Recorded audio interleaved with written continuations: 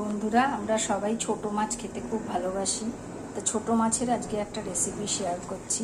আমি এখানে নিয়েছি বেশ কিছুটা মোরলা মাছ, এই যে, আর কিছুটা নিয়েছি পেঁয়াজ কুচো, আলু আর সরু সরু করে পটল কেটে দিয়েছি।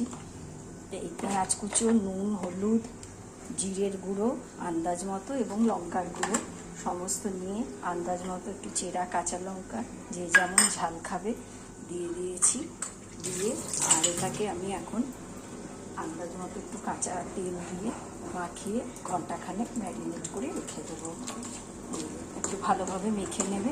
আমি পটল ছিল পটল দিয়েছি, তোমরা যদি ঘরে ডাঁটা থাকে বা অন্য কোনো সবজি, মানে ঝিঙে জাতীয় দিলে হবে না, একটু শক্ত জাতীয় সবজি যদি তোমরা দিতে চাও দিতেই পারো, বরবটি জাতীয়।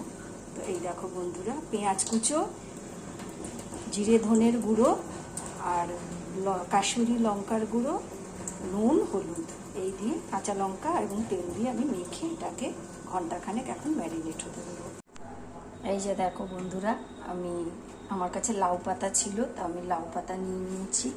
পাতাটা একটু তেল মাখিয়ে নিয়েছি, নিয়ে এই মশলা মাখা মাছগুলো সমস্ত এর মধ্যে দিয়ে দিচ্ছি। সমস্ত মশলা মাখা মাছগুলোকে আমি এইভাবে দিয়ে দিচ্ছি, দিয়ে আর একটা লাউ পাতা দিয়ে আমি এইভাবে ঢাকা দিয়ে দিচ্ছি। এবার আমি এটা ননস্টিক প্যানে বসিয়ে দেবো। এই যে বন্ধুরা, আমি এটা প্যানে বসিয়ে দিয়েছি, একটা ননস্টিক প্যানে, এবং এটাকে আমি এই কাঁচের দিয়ে ঢাকা দিয়ে দিলাম। এবার এটা হতে দেব 10 মিনিট।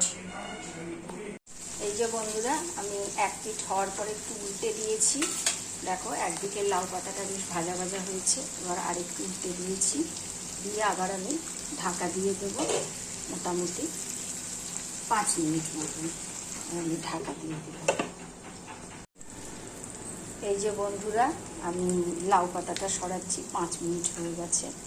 এবার তোমরা দেখো এটা কত সুন্দর হয়েছে, জিনিসটা হয়ে গেছে, এইরকমই হবে।